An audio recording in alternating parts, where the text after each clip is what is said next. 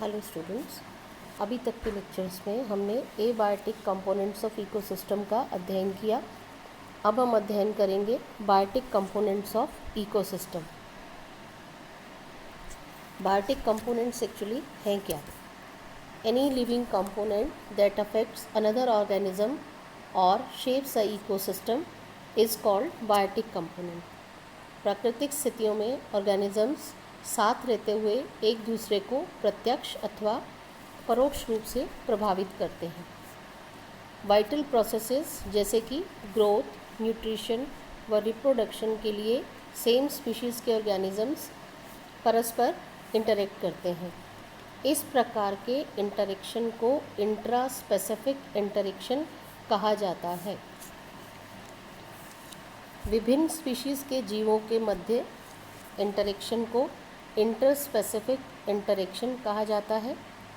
इस प्रकार जीवों के मध्य अनुक्रियाएं जो प्रत्यक्ष या परोक्ष रूप से उन्हें प्रभावित करती हैं, जैविक कारक कहलाती हैं। प्रत्येक जाति की सफलता में जैविक कारकों का महत्वपूर्ण योगदान रहता है। जंतुओं में पारस्परिक संबंध या तो सहयोगकारी होते हैं तथा जीवन जीना सरल बनाने में सहयोग करते हैं, अथवा असहयोगकारी होते हैं व जीवन दूभर बनाते हैं। Each biotic factor needs the proper amount of energy and nutrition to function day to day. अब हम बात करते हैं इंट्रास्पेसिफिक फैक्टर्स की। इंट्रास्पेसिफिक फैक्टर्स दो प्रकार के होते हैं। सेम स्पीशीज़ के ऑर्गेनिजम्स में आपस में होने वाले इंटरेक्शन को इंट्रास्पेसिफिक इंटरेक्शन कहा जाता है। इंट्रास्पेसिफिक इंटरेक्शन दो प्रकार के होते हैं। Intraspecific cooperative factors, same species के ऑर्गेनिजम्स इकट्ठे रहते हैं या इकट्ठे काम करते हैं, वह कॉमन और म्यूचुअल बेनिफिट के लिए साथ रहते हैं, तो उसे कोऑपरेटिव बिहेवियर कहते हैं। और intraspecific non cooperative factor because competing for same resource, mates, breeding sites etcetera, तो ऐसे factors intraspecific non cooperative factors कहलाते हैं। तो हम बात करते हैं पहले इंट्रास्पेसिफिक कोऑपरेटिव फैक्टर्स की, या इनको पॉजिटिव इंटरेक्शंस भी कहा जाता है। जीवों के साथ में रहने पर परस्पर कंपटीशन तो बढ़ता है, परंतु आपस में कोऑपरेटिव बिहेवियर का फ़ायदा साथ रहने के कंपटीशन की अपेक्षा ज़्यादा होता है। तो इसका पहला उदाहरण है एग्रीगेशन या समूहीकरण। जीवों का एक समूह में रहना आपस में कंपटीशन तो बढ़ाता है, परंतु इंडिविजुअल्स को एक साथ मिलकर काम करने में भी सक्षम बनाता है। जैसे कि समूह में रहने पर जीव अपनी सुरक्षा बेहतर तरीके से कर सकते हैं, बड़े प्रे को पकड़ सकते हैं, अपनी संतानों को एफिशिएंटली रेज कर सकते हैं। कुछ स्पीशीज़ के सदस्य स्वभाव से ही समूह बनाकर जीवन जीते हैं, एवं कुछ जीव प्रतिकूल परिस्थितियों में अस्थायी रूप से समूह बनाकर रहते हैं। अब समूहन से यानी कि एग्रीगेशन से क्या क्या लाभ जीवों को प्राप्त होते हैं। एग्रीगेशन से जीवों को प्रे से सुरक्षा मिलती है। ताप कम होने पर एग्रीगेशन में होने से जीव बेटर सर्वाइवल कर पाते हैं। समूह में रहने पर श्वसन द्वारा उत्पन्न तापक्रम कम तापक्रम से उबरने में सहायता करता है। उच्च स्तरीय समूहन विशिष्ट धनात्मक प्रक्रिया है, जिसमें जीव रात्रिकालीन समय में सोने के समय साथ साथ आते हैं व दिन होते ही अलग हो जाते हैं। अधिक घनिष्ठ समूहन में प्रवासी पक्षियों में और मैमल्स में पाया जाता है। इस प्रकार का समूहन रिप्रोडक्शन सक्सेस में अत्यधिक महत्वपूर्ण होता है। अब हम बात करते हैं इंट्रास्पेसिफिक कोऑपरेटिव फैक्टर में से दूसरा फैक्टर, जिसको कि कॉलोनाइजेशन या निवहीकरण कहा जाता है। Populations are established by successful colonisers that survive and reproduce, यानी कि एक साथ कॉलोनी बनाकर जीवों का रहना उनके सर्वाइवल में भी हेल्प करता है और रिप्रोडक्शन में उनको मेट इजीली अवेलेबल हो जाता है।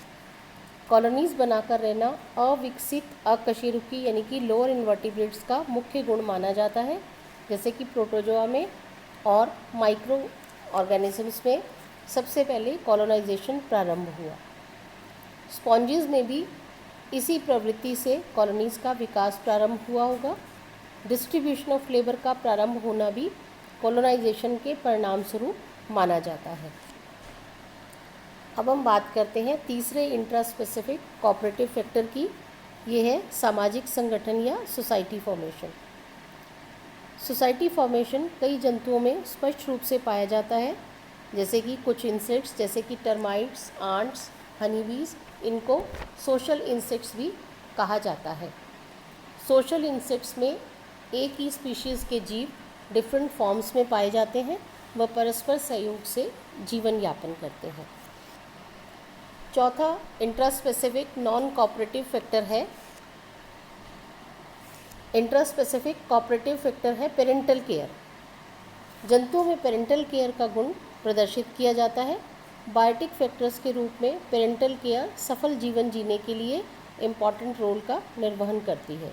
नवजात को प्रकृति के भरोसे न छोड़कर उसकी संपूर्ण सुरक्षा व देखभाल करना प्रमुख बायोटिक फैक्टर का कार्य करता है। अब हम बात करते हैं इंट्रास्पेसिफिक नॉन कोऑपरेटिव फैक्टर्स की। इस तरह के इंटरेक्शन में वन और both are harmed in any way and decreasing the life period. यह इस प्रकार का इंटरेक्शन है जिसमें कि एक या दोनों जीवों को नुकसान होता है। इस स्थिति में जीवों में सबसे पहले बात करते हैं हम कंपटीशन की। कंपटीशन तब उत्पन्न होता है जब एक ही रिसोर्स जो कि मात्रा में इनएडिक्वेट हो को सभी जीव प्राप्त करना चाहते हैं, और यदि रिसोर्स एडिक्वेट अमाउंट में हो तब भी उसे प्राप्त करने के लिए जीव एक दूसरे को नुकसान पहुंचाते हैं। ये रिसोर्सेस विभिन्न प्रकार के हो सकते हैं, जैसे कि raw material, light, inorganic nutrients व वाटर ऑटोट्रॉफ्स के लिए, और हेट्रोट्रॉफ्स में ऑर्गेनिक फूड व वाटर। इसके अतिरिक्त कंपटीशन हो सकता है आपस में स्पेस के लिए, space to grow, nest, hide from the predators etcetera. Intra specific competition को स्क्रैम्बल कंपटीशन भी कहा जाता है। यह डेंसिटी डिपेंडेंट फैक्टर है जो कि पॉपुलेशन को रेगुलेट करता है। इसके उदाहरण हैं विल्डर बीस्ट पॉपुलेशन, जो कि शुष्क मौसम में ग्रास की लिमिटेड सप्लाई के कारण स्क्रैम्बल कंपटीशन पाया जाता है। पॉपुलेशन को एक निश्चित डेंसिटी पर के आसपास फ्लक्चुएट होने का कारण कंपटीशन ही होता है। कंपटीशन का मैकेनिज़्म भिन्न भिन्न स्पीशीज़ में भिन्न भिन्न हो सकता है, जैसे कि अजूकी बीन वीवल कैलोसोब्रूकस चाइनेंसिस, जो कि लेग्यूम सीड्स पर फीड करती है। इन वीविल्स में पॉपुलेशन डेंसिटी बढ़ने पर फीमेल्स की फिकंडिटी कम हो जाती है, क्योंकि ओवरक्राउडिंग के समय मैकेनिकल इंटरफेरेंस के कारण सक्सेसफुल मीटिंग कम होती है। इन्हीं कोलिजन्स के कारण पॉपुलेशन कम हो जाती है। कोलिजन्स के अतिरिक्त अन्य भी कई कारण होते हैं, जैसे कि increased egg mortality and increased larval competition for food at high density. इसके साथ ही ये इंट्रा स्पेसिफिक रिलेशनशिप्स का हमने अध्ययन किया। अगले लेक्चर में हम अध्ययन करेंगे इंटर स्पेसिफिक रिलेशंस की। Thank you.